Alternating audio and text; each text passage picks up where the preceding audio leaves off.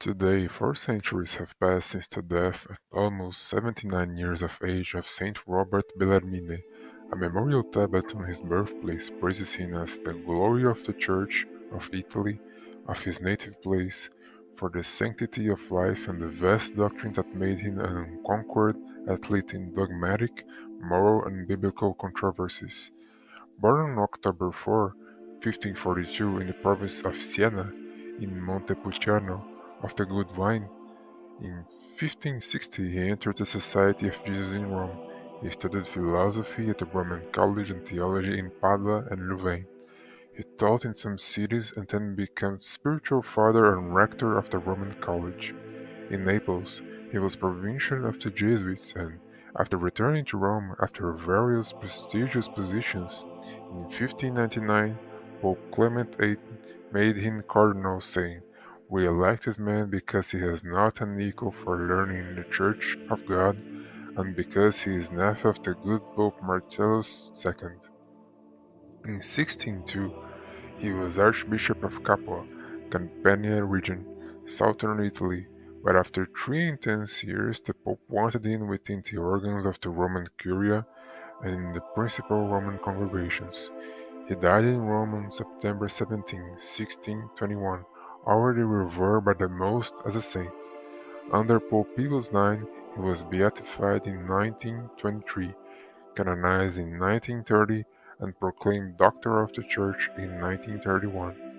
Bellarmine is not only the hated hammer of the heretics that we all more or less know, and he is not only that beloved defender of the Apostolic See and of the doctrine of the faith that perhaps few people know. In his extraordinary works as theologian of the Catholic Reformation and restorer of the liturgy, Bellarmine also dealt with music for which, with poetry, he always showed an outstanding aptitude. This is seen while he was a student in his native Montepulciano and then at the Jesuit school, in Rome as teacher and rector of the Roman College, then as provincial of Naples, as Archbishop of Capua, and finally as cardinal.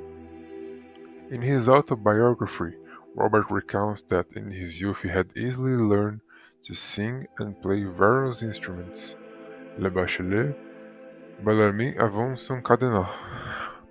When he was rector of that school, which St. Ignatius of Loyola had opened free of charge for Roman children since February 1551, Bellarmine guided them in music. The Roman College is a work of music, with as many choirs as there are occupations and duties. In fact, each one in his particular choir sings the part assigned him. It results in a perfect concord because all, through the consonant harmony that unites them, are in accord on the division of rules proper to each or common to all.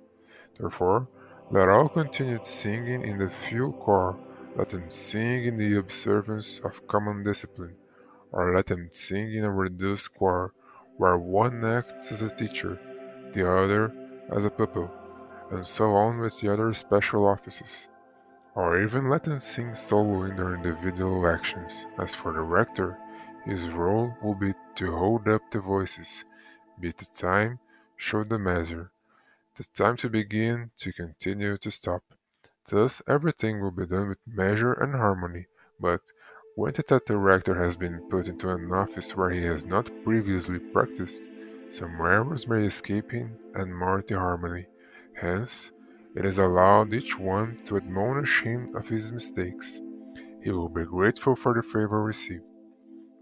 A testimony of a Jesuit during the beatification process reported a contemporary witness that, when Bellarmine was provincial in Naples for over 2 years, he took much delight in music. During recreation time he sang in harmony with others of ours with good voices. The same happened in Capodimonte, when we ate on the terrace. He himself did not have a good voice, but he did his part with talent. He composed poems and adapted them to musical texts, and then he had them sung. He said that thanks to his entertainment, one could avoid gossip and other misbehaviors during leisure time. In 3 years as Archbishop of Capua, he was not only a lighthouse of doctrine and apostolic ardor, but also the defender and organizer of music in his cathedral. He wanted sacred services to be celebrated with majesty and devotion, with the thought of keeping music good and grave, capable of awakening and lifting men to spiritual things, penetrating the divine praises more easily through the feelings of the soul when they are tempered with the sweetness of harmony. In the monomerito controversy, his capital work which, in controversy and refutation of specially Protestant heretics, epitomes Tridentine orthodoxy, there are also rules for the use of song and music in the liturgy. The ceremonies, que funt in missa et in actione consistunt, defenditur cantitus qui in officium divino adibere solet. On August 28, 1608, the Holy Doctor was a member of the commission of three cardinals set up by Paul V for the revision of the treasury of Gregorian chant. The Roman musicians, chaired by Felicianero, had the task, as the rescript of the commission says, of correcting the errors that over time could disfigure the melodies.